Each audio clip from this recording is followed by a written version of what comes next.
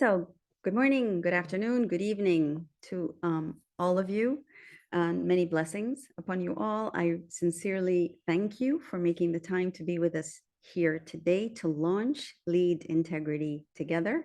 Um, we all came to this table with a firm faith, different faiths, and yet also an understanding and a respect for what faith means in our lives and how it can help us and has been helping us in our own lives professionally.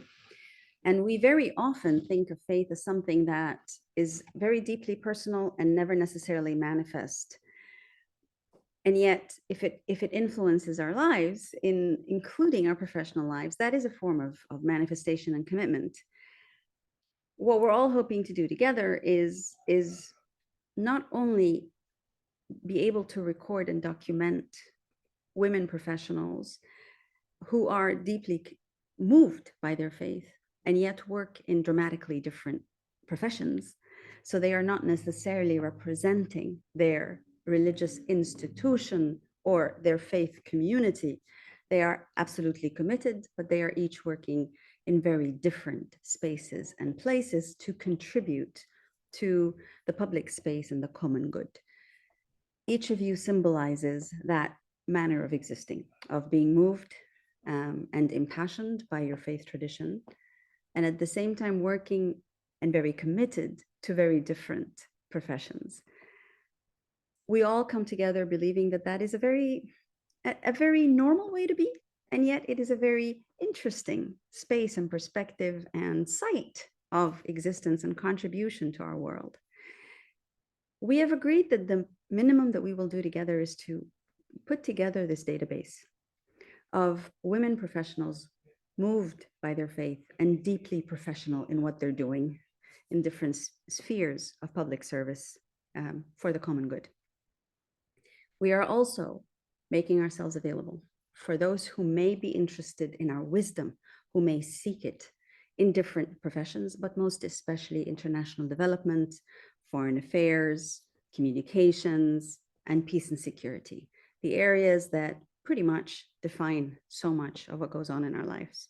Oh, and humanitarian work, which is always integrated and included, and will be a lot of what we will all be having to cope with in the next few years. So the minimum achievement is that we come together and we invite those whom we stand by, who would stand by us and by what we all believe in, the integrity, competence of leadership, of service. And our maximum is to make ourselves as an international management consultancy available for the wisdom that may be sought by institutions, communities, groups. We're all committed to a certain amount of service which is for free, pro bono, for the common good, but we're also very keen that the work that we do commit to is a work that is honored by remuneration. This is, in a sense, a common space and a common commitment. And what we thought we would do today is just hear a little bit from each other how we see this world we're living in today through your own eyes, your respective eyes and experiences. The questions that I will ask you will be, how do you see the world? What is the one most salient, dominant thing that impacts you, that you see, that you feel in this world around us? We're not limiting it. I'm not asking you to speak only of the geopolitical dynamics of the finance. You can speak to what you see as the most salient feature of our world.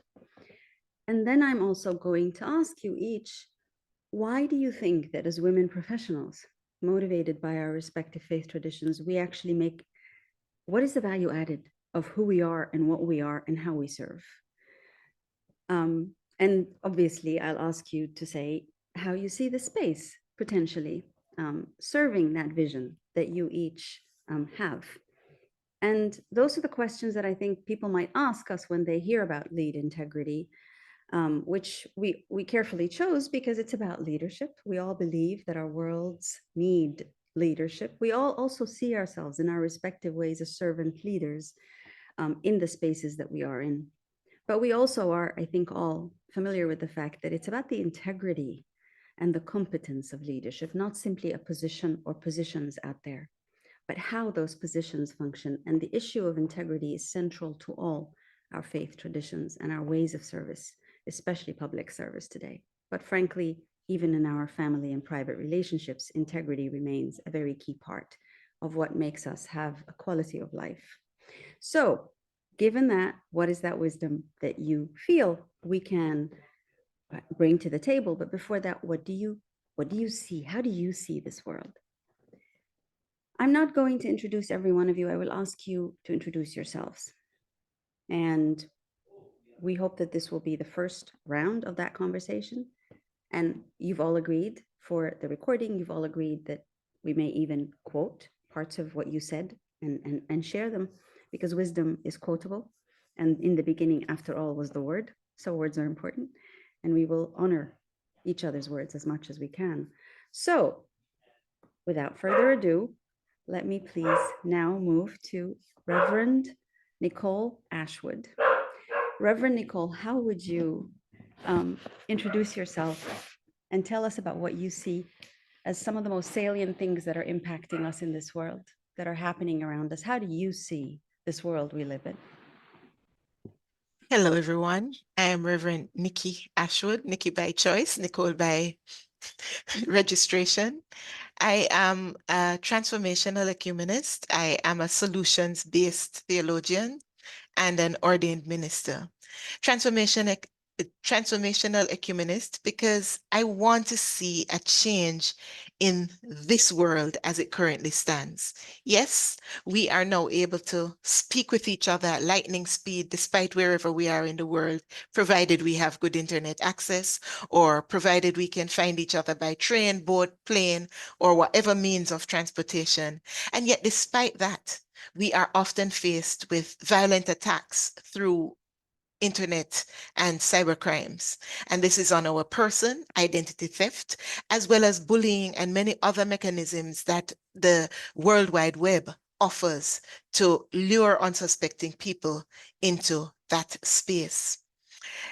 We find that despite the access and the seeming openness of our world, we are faced many times with loss of hope, mistrust, increased violence, economic disparities as usual, crises, conflict, and catastrophe all over the world. And this is in the continents, this is in the islands, this is in the first world. We are facing this just about everywhere. And with the access to people, we also find that there is a decrease in privacy round about us. But there is hope. And there is reason for us to lift our thoughts, lift our minds, because what we offer you through Lead Integrity is experiential hope, grace that is grounded in our experience of the divine, our having been there and back. And therefore, the wisdom that comes from the lived experience and a willingness as women to be nurturers and midwives, to take others on the journey as they seek to find their way out. Out of what? Well, that is dependent on what your need is. Because for us as women lead integrity, we seek to offer you our intentionally faith-based professional approach to responding to individual and collective needs as indicated to us from your space of need. We can offer you direct niche-based professional response to that which you are facing. We seek to offer wisdom. We seek to serve our constituencies and yours through technology, advocacy, solutions-based, and most of all, to ensure that you know that you are not alone on this journey. So I invite you to join us as we seek to provide you with the help, with the competence, and the support that you need in this time to overcome the fears and the phobias you face along the way. Thank you. Thank you very much indeed, Reverend Nicole Ashwood. This is a very powerful setting of tone and trend. Thank you from the bottom of our hearts. And I could see our women colleagues all nod along with you, and thank you for that. Perhaps to honor the process of referring to you all in alphabetical order, I could try to now ask very kindly Leah Giovanazzi Beltrami to please tell us your vision of what's going on around the world and why you see this space as being helpful and unique, perhaps. Go ahead, please, Leah. Thank you very much. To be together, women faith-inspired and in a leadership position, I should say, brings immediately a lot of energy in what we are talking about. So personally, I'm a Christian Catholic, and I'm a filmmaker, author, and art director. 27 years ago, we founded the first film festival on interreligious dialogue called the Religion Today Film Festival. That now is going on around the world with a group of very strong young people. And I'm very proud of this. And as filmmaker, I've done more than 50 documentaries, and most of them with a very strong theme on social issues and faith-driven. I should say interfaith and multi-faith, because every time it happens, it's not a choice, but it happens that faith has such an important role in what I'm doing. I think that now in the world where polarization is so strong, and there is a lot of anxiety and rage inside the people, we really need to bring, for myself is through art and communication, but to bring a bridge among people, a bridge that can make us feel safe in this world. And I deeply think that faith-inspired women can create something different, because women are generative and that we can generate hope, we can generate relationship. And so lead integrity is strictly connected, because generativity needs to be connected with integrity. So in a different way of communication, in a different way of any work and any position in the world right now, we can really generate a change. So I'm very proud to be here in this wonderful team and bring my little my little knowledge, just to say, everywhere in the world where I've been filming or collecting stories and finding a storytelling, I found that searching truth, leading integrity, is the way that unite all the faith, religions, and search. So let's build together very strong leaderships, very strong relationships, and we can offer to anyone who needs our competence and our knowledge in order to build a much generative world. Thank you so much. Thank you very much, Leah. And of course, it does take a woman who has been working for almost 3 decades serving to say my little knowledge. It is plentiful knowledge and wisdom, and we are deeply grateful to have you also amongst us in our midst, also helping us ourselves be able to understand better the powerful narratives of storytelling and communication, which is a huge challenge we're all confronting, as you said so beautifully. Thank you very much, Leah. And I did not mean to do this. Nelida, please, you are also ancora. Nelida, ancora. You should have gone before Leah, so my apologies. Nelida, can you please take the floor and share with us a little bit of how you see what's happening around us, and what is your take on the world, and what is your own experience that you bring to this space, and the aspirations that you have of service?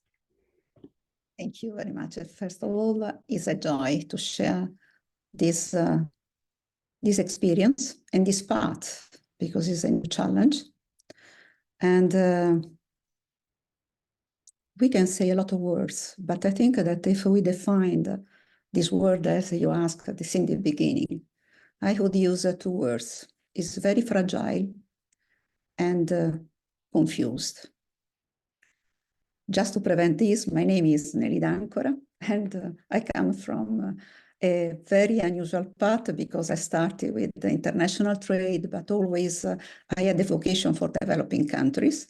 And then through politics, and at the end, I am the director and the founder of mining companies, Mining Sustainable Development, founded with my husband. He's Anglican, and just a little seed of a fruit of ecumenical cooperation.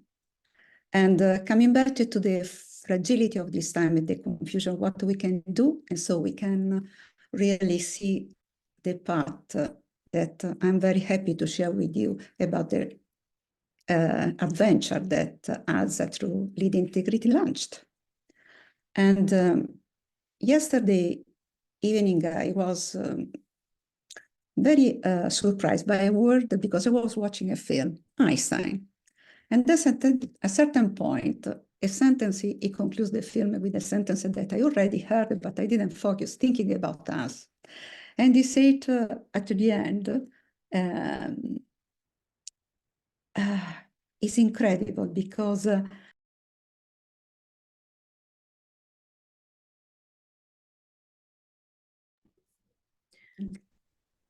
it's mute. Yeah, so sorry, Nelida. Please continue. You went muted for a minute or so. Please go ahead. So thinking, just recalling the words that yesterday impressed me about this Einstein, he said the fate of humanity is entirely dependent upon its moral development. And then even thinking to the daily life and the last 30, 40 years, no institutions, politics, economics, they are always looking for meeting religions. But I use this word, cooperation, is completely different because dialogue, we had to work. And I'm sure that all together as women, we want to go in this direction, is to collaborate in order to put some step forward.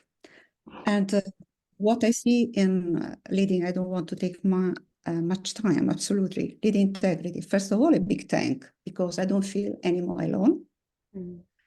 Absolutely. And I think that the path will be made by working and collaborating, because it's very difficult to identify now what is coming up. But I think, and maybe we can mention, we are all faith, and we know that God is one. So work for collaborate all together, and I'm sure that we will be able to produce very remarkable fruits. Thank you.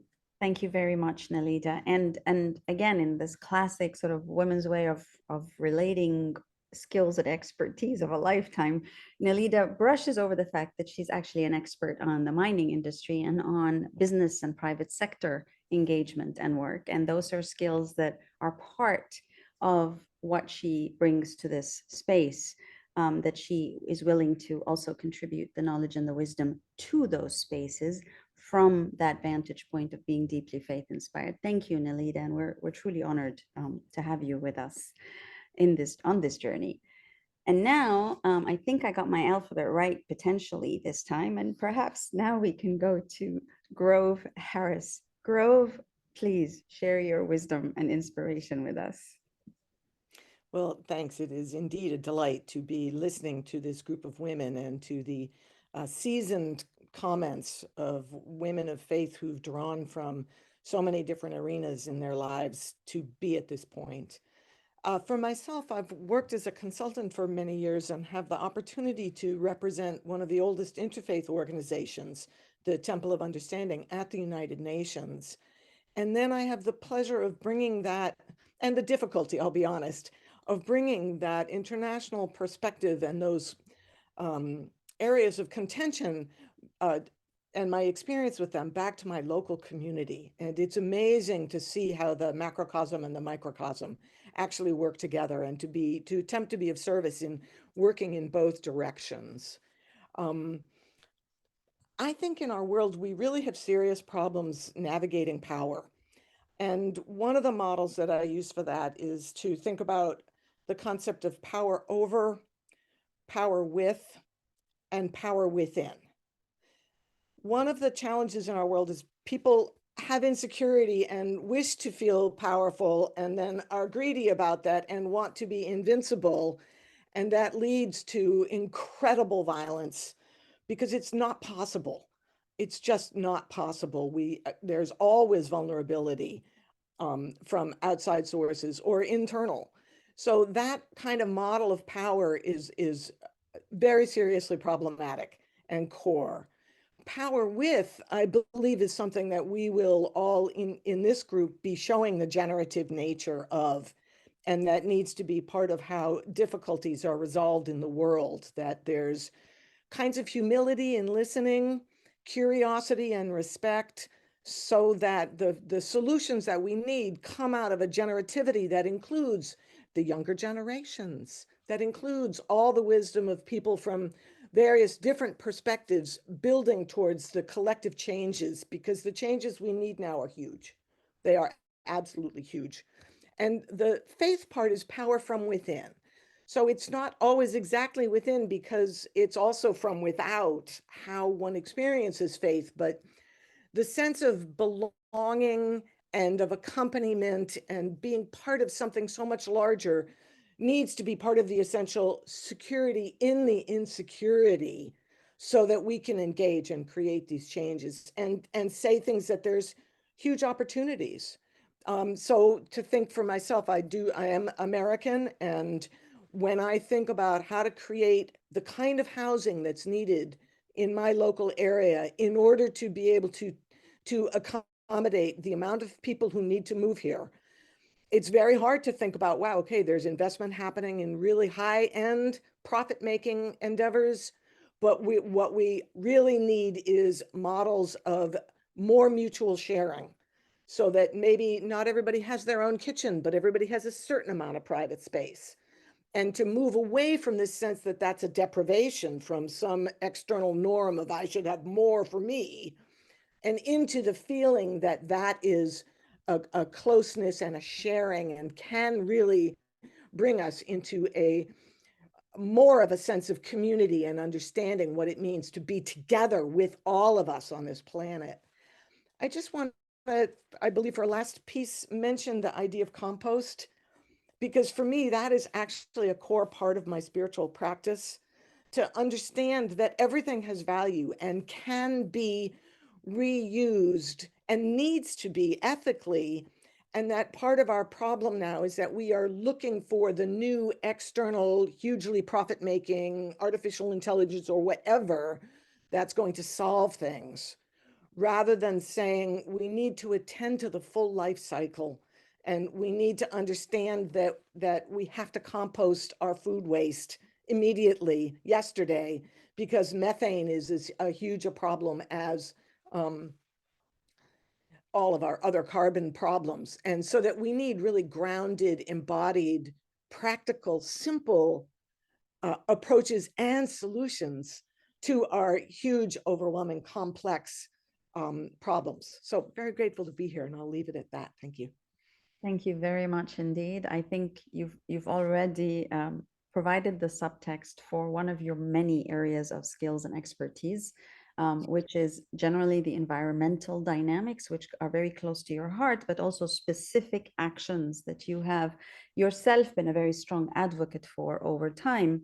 And so I think those who are listening to the wisdom that is being shared can already see the multiple different spaces of expertise and experiential wisdom: mining, private sector, environment, documentaries, and there is more. Thank you very much, Grove, for being with us on this journey.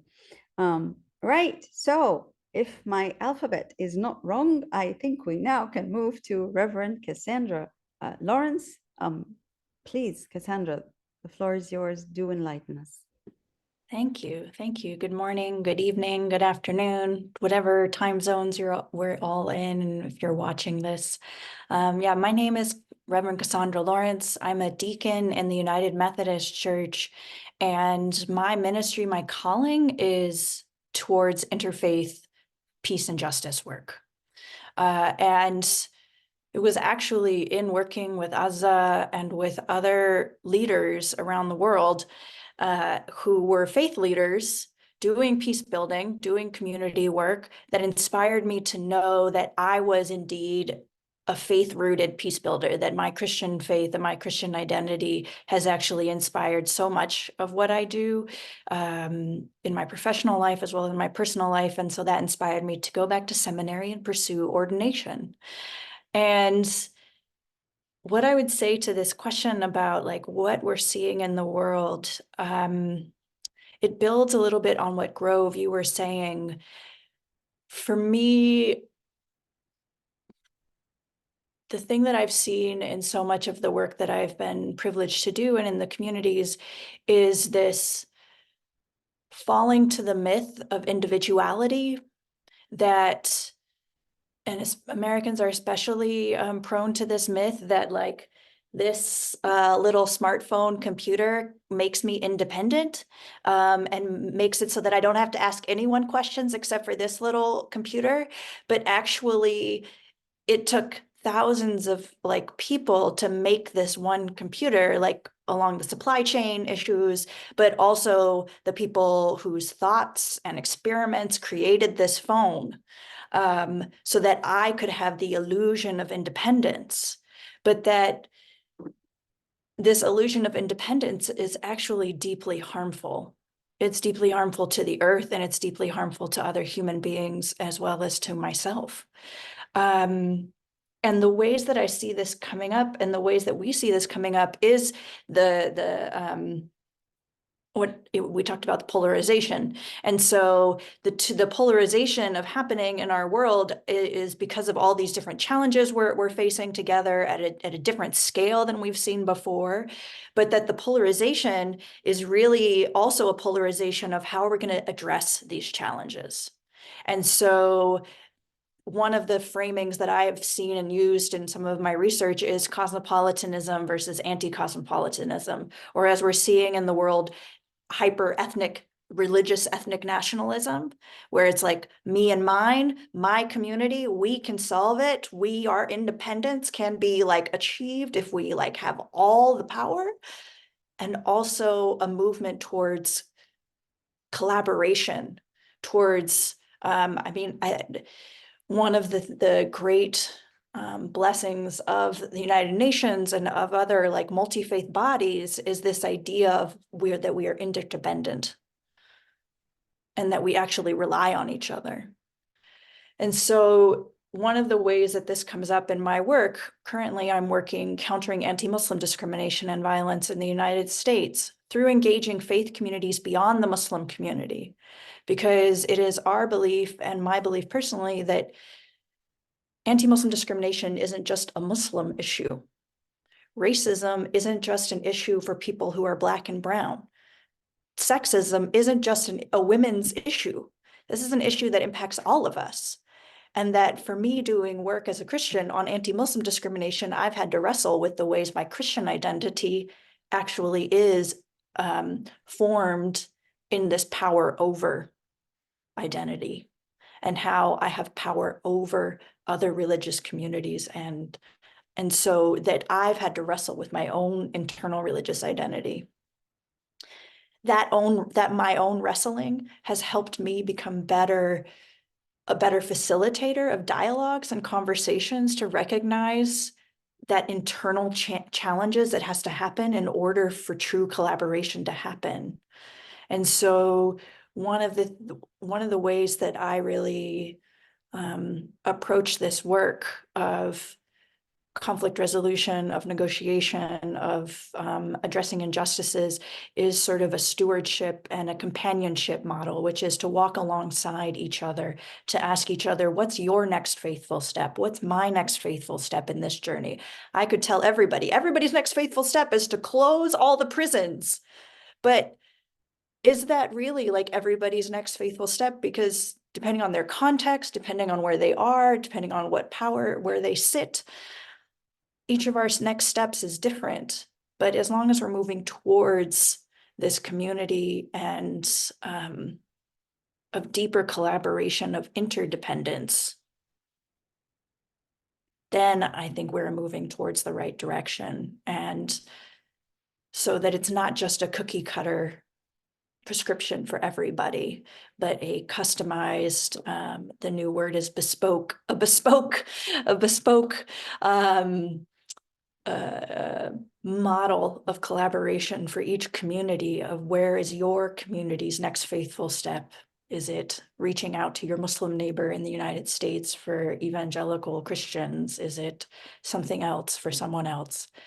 And being able to, us as peacemakers and as consultants, as people who are called to and who move to help guide communities and guide ourselves, is that constant moving in and out of like my personal experience of doing that work myself in my own communities that helps me learn also from other communities. And so I am really grateful to recognize our interdependence as consultants and as people who I have learned and grow from all of your work and from the work of the people who come after us. And so I am grateful for this space.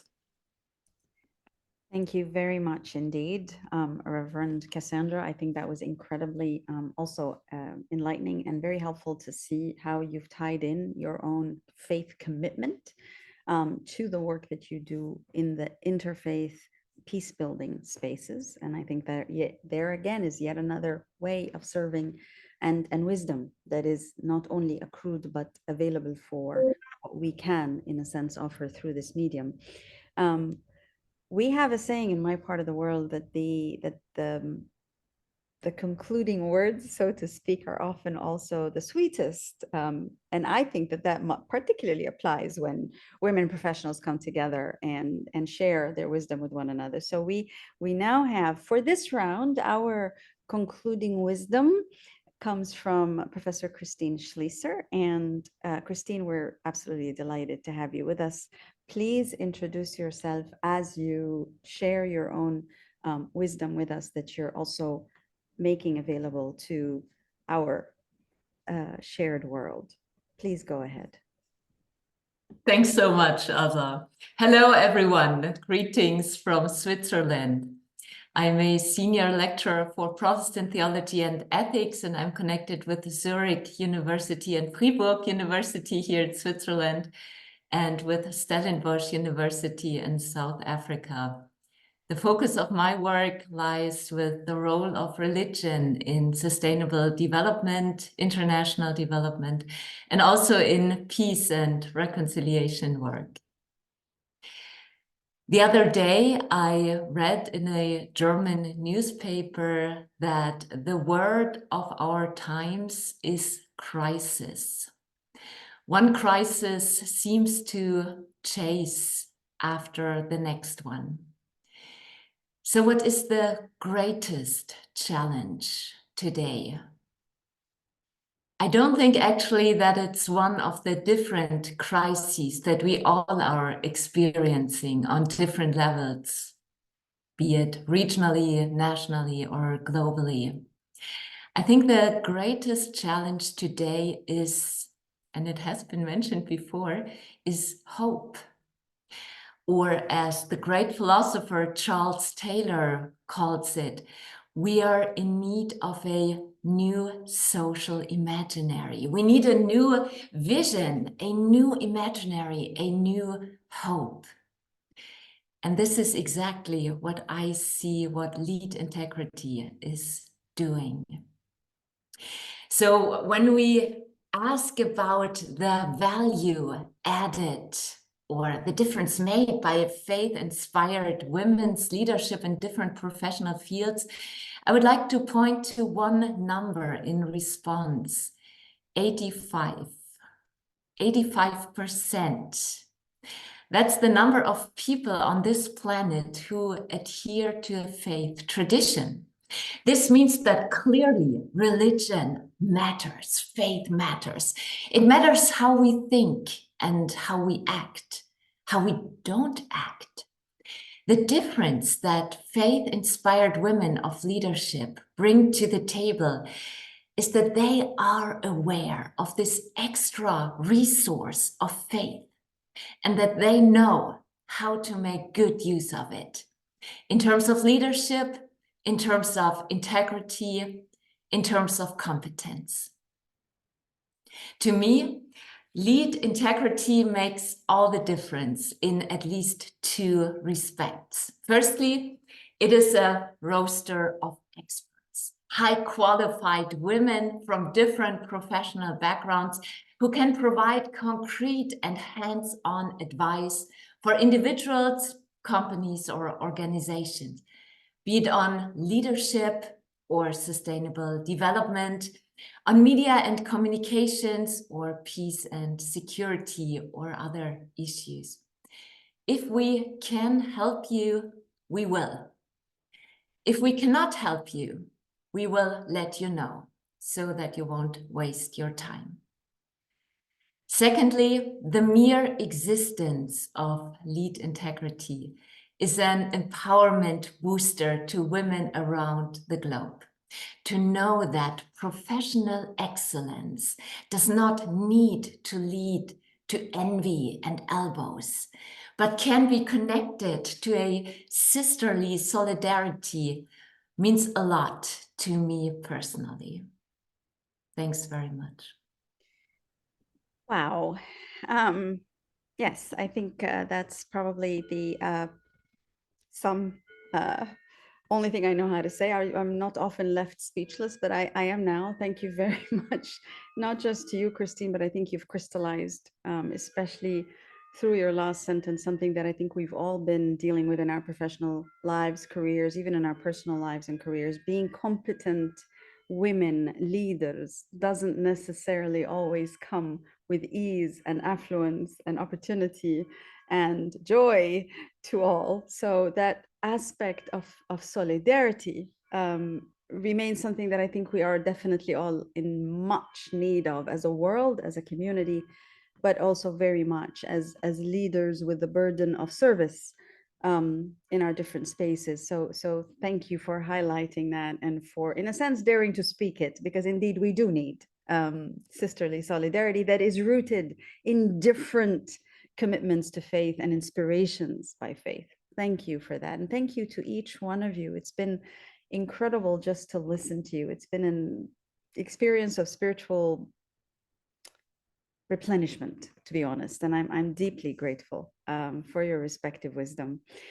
As I shared, this is a part. We have other experts with us on the journey who could not make it to this time together, but we will have an opportunity to converse with them in other iterations as we share our passion for competence and leadership integrity based and rooted in that notion that we will all survive together better if we collaborate with integrity with one another and serve our respective spaces. So we have more conversations, not less. We have more conversations to learn how the space can be of service to us as we are committed to serve, and to the world that we are committed to some form of healing and guidance therein. So thank you to each and every one of you. I do have one question that I didn't prepare you for, as we did with these ones, and so please forgive me for being a bit naughty, if you will, or méchant, as the French say. But I would ask you to think of one word that comes to your mind now that you've heard one another, and as you commit to being in this space. What's one word that comes to your mind, that comes out of your heart, that perhaps just is there? It's an adjective, it's a noun, I don't care what it is, but just one word that you want to leave us with, that comes and has been inspired by you listening to one another, thinking of our world. Let's reverse the order. So Christine, I'm sorry, you're going to be the first that I will ask that question, because you were the last to speak. So one word, just one word that comes to your mind. Hope. Lovely. Cassandra? Held, Sorry? held, like to be held. Lovely. Thank you. Grove? Humility. Thank you. Nelida? You're muted. Common path. Common path. Path. Lovely. Thank you. Leah? I just take 30 seconds because listening to you, sorry, can I? Just a priest of a different religion a few days ago told me, do you know why God gave to each one different gifts? And I said, no. So because we are completely interrelated and we depend one from another. So I'm so happy to choose the word interdependent one to another in this group. Thank you. Thank you very much indeed. This brings us to a beautiful conclusion to our session together, and effectively brings our recording to an end.